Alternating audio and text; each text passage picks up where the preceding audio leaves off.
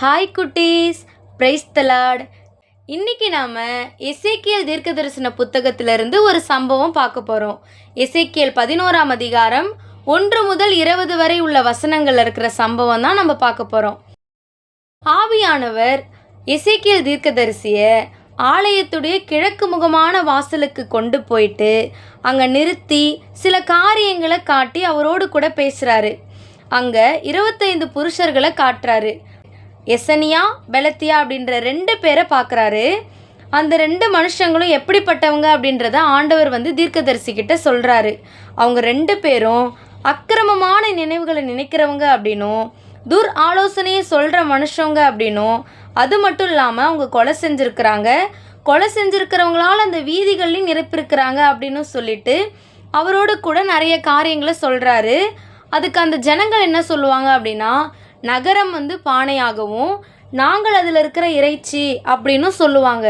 அதுக்கு என்ன அர்த்தம் அப்படின்னா, எந்த இடத்துலையும் ஆண்டவரை அவங்க தள்ளிட மாட்டாங்க அப்படின்றதுக்கு அர்த்தம் தான் அவங்க சொல்கிறது. அப்போது ஆண்டவர் அவங்களுக்கு என்ன தண்டனை கொடுக்க போகிறாரு அப்படின்றத எசேக்கியேல் தீர்க்கதரிசிக்கிட்ட சொல்கிறாரு.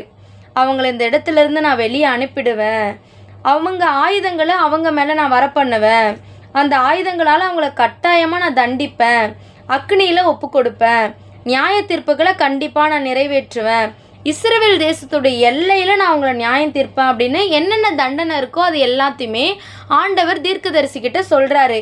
அது மட்டும் இல்லாமல் அவங்க என்னெல்லாம் தவறு செஞ்சாங்க அப்படின்றதையும் ஆண்டவர் சொல்கிறாரு.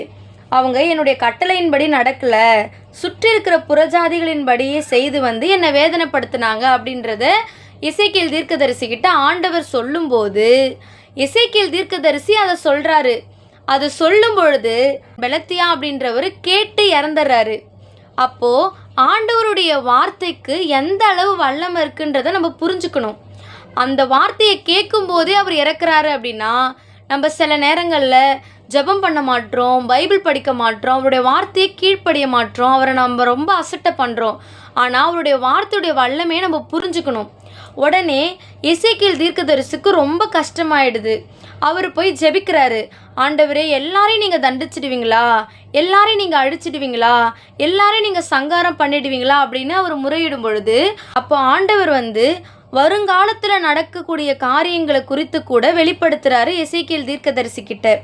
இல்லை, நான் இவங்களை தண்டிப்பேன், அதே நேரத்தில் இவங்களை நான் தூர தேசத்துக்கும் அனுப்புவேன், அந்த இடத்துல கூட நான் கொஞ்ச நாள் இவங்களுக்கு பரிசுத்த ஸ்தலமாக இருப்பேன், ஆனாலும் அந்த ஜாதிகள் இடத்துல இருந்தெல்லாம் அவங்கள கூட்டி சேர்த்து எங்கெல்லாம் வடிவமாக இவங்க போனாங்களோ, எங்கெல்லாம் சிறைப்பட்டு போனாங்களோ, அவங்கள எல்லாரையும் நான் மறுபடியும் வரப்பண்ணி ஒரு புதிய தேசத்தை கொடுப்பேன்.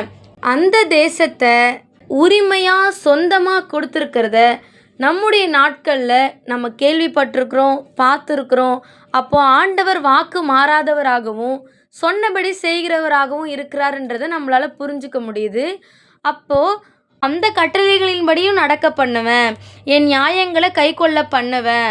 அப்போ அவங்களுடைய கல்லான இருதயத்தை அவங்க மாம்சத்திலிருந்து எடுத்து ஒரு புதிய ஆவியை அவங்களுக்கு கொடுத்து ஒரு புதிய இருதயத்தை அவங்களுக்கு நான் தருவேன்.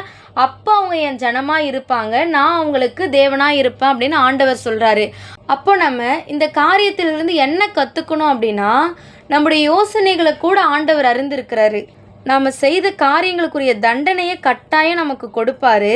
அப்படி கொடுக்கும்பொழுது நம்ம மனம் மாறி நம்முடைய தவறுகளை நம்ம அறிக்கையிடும்போது, நம்முடைய தவறுகளை ஒப்பு கொடுக்கும் பொழுது கல்லான இருதயத்தை மாற்றி சதையான இருதயத்தை நமக்கு கொடுப்பாரு. அந்த தவறை விட்டு விலகிறதுக்கான பலத்தையும் நமக்கு கொடுப்பாரு. இது இஸ்ரவேல் தேசத்துக்கு மட்டும் இல்லை, உங்களுக்கும் கொடுப்பாரு, எனக்கும் கொடுப்பாரு. அப்போ அவருடைய வார்த்தைக்கு நம்ம கீழ்ப்படிந்து அவருடைய வார்த்தையை நமக்கு கேட்கும்போது நமக்கு கண்டிப்பாக சதையான இருதயத்தை கொடுத்து நம்மளை ஆசீர்வதிப்பார். இதுதான் எசேக்கியேல் தீர்க்கதரிசன புத்தகம் 11ஆம் அதிகாரத்தில் 1 முதல் 20 வரை உள்ள வசனங்கள் இருக்கிற சம்பவம். இதன்படியே கடவுள் உங்களுக்கு சதையான இருதயத்தை கொடுத்து ஆசீர்வதிப்பாராக. ஆமேன்.